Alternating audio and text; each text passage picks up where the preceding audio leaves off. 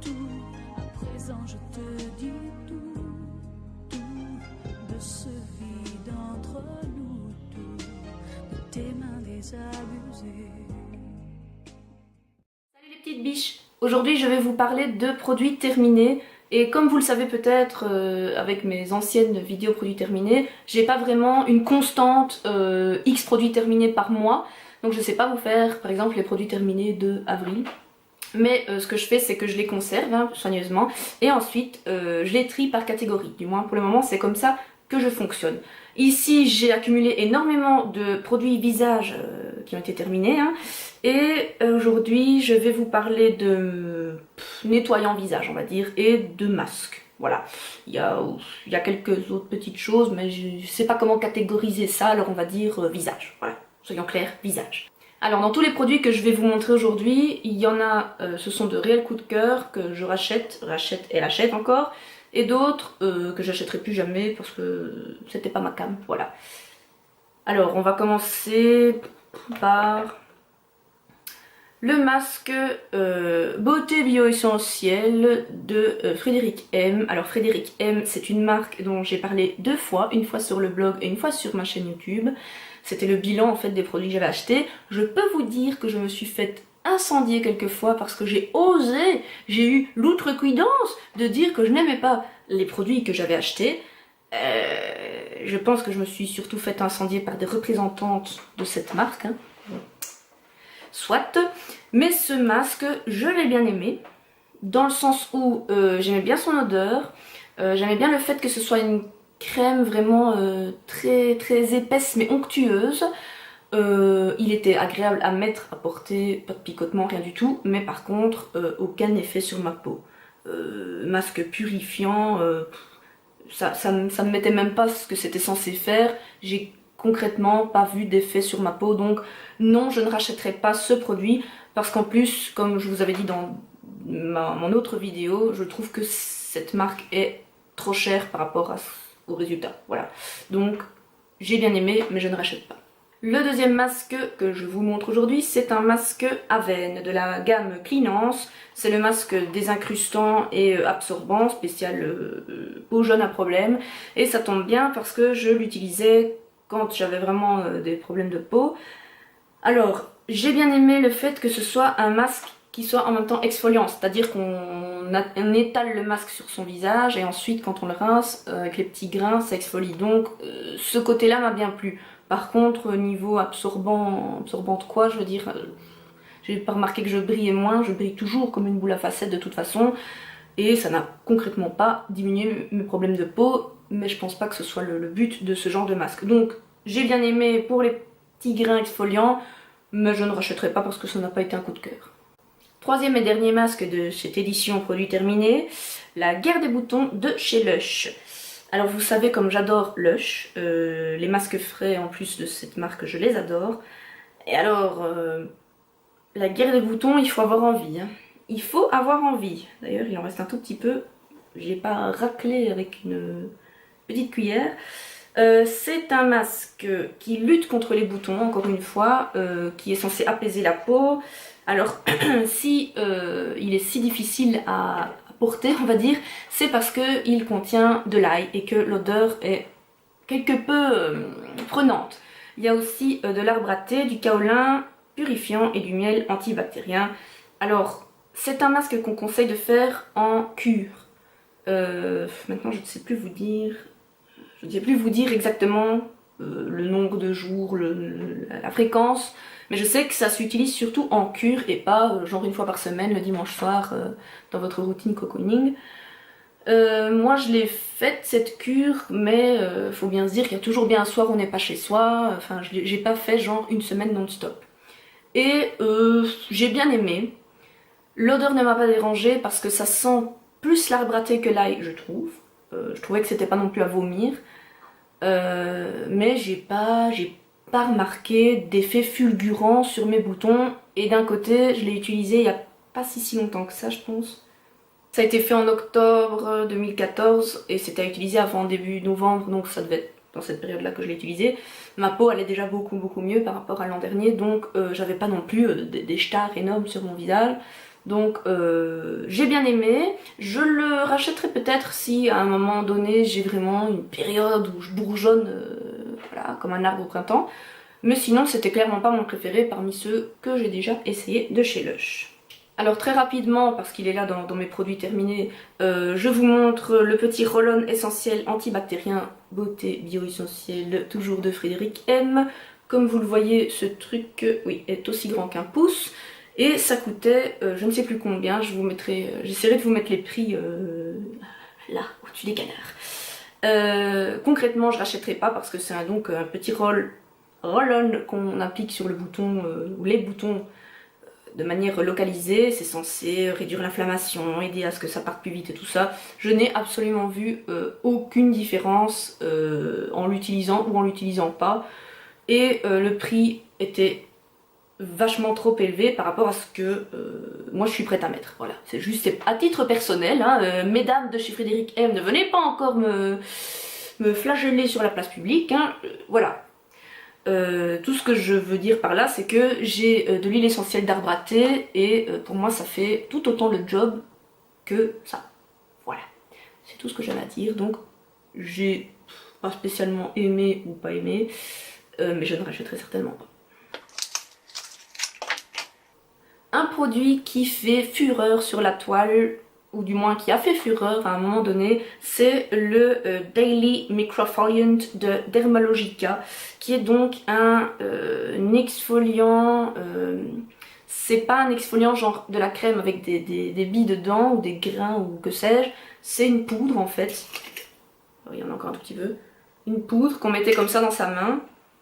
Voilà, je sais pas pourquoi je le mets dans le produit terminé si on a encore, mais ça doit être le fond du pot. Et on mettait un petit peu d'eau dans ses mains et alors ça faisait une micro-exfoliation en fait. Et apparemment ce truc était phénoménal, merveilleux, peau de bébé après avoir utilisé ça. Alors ça fait 1, 2, 3, 4, ça fait 5 produits que je vous présente, je dis toujours la même chose mais je n'ai pas vu d'effet miraculeux sur ma peau. Je sortais pas de la douche en me disant waouh c'est moi ça. Donc voilà, je pense en plus, parce que celui-là je l'avais gagné dans un concours, je pense que ça coûte un pont, les bouteilles normales, donc concrètement, pas pour moi non plus. Donc c'était chouette à utiliser, c'était agréable, un exfoliant très doux comme ça, mais je n'achèterai certainement pas ce produit. On passe à présent au nettoyant visage. J'ai terminé le gel nettoyant fraîcheur Hydra Végétal, peau normale à mixte de chez Yves Rocher.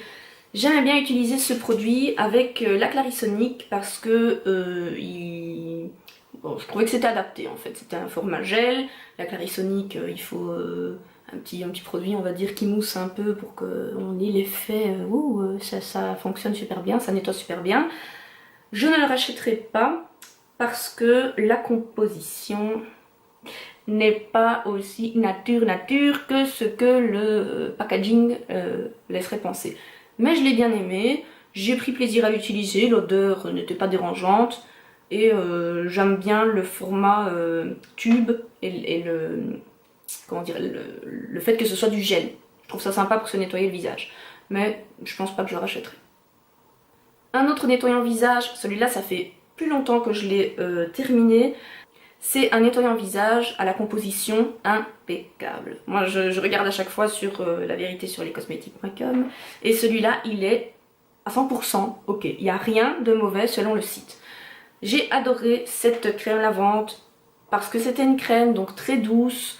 On sent que la peau est nettoyée, ça tiraille pas après et la composition est impeccable. Franchement je sais pas pourquoi je l'ai pas encore racheté. Je pense que c'est simplement parce que j'ai d'autres produits à terminer avant. Mais dès que j'ai l'occasion, je la rachète parce qu'elle était géniale. On va faire une petite parenthèse masculine avec la mousse nettoyante dégraissante. Non, c'est pas pour nettoyer le four, c'est pour nettoyer votre tronche. Enfin, pour nettoyer la tronche du chéri. C'est une mousse homme de chez Frédéric M, hein, encore dans les produits qu'on a terminés. J'avais pris ça pour le crollet. Alors autant vous dire qu'à présent, donc avec mon expérience dans les cosmétiques maintenant, hein, je me rends de plus en plus compte que les produits hommes, les produits femmes, c'est un peu de la couillonnade. Parce que concrètement, pourquoi une femme ne pourrait pas utiliser ça? Pourquoi un homme ne pourrait pas utiliser du quartier?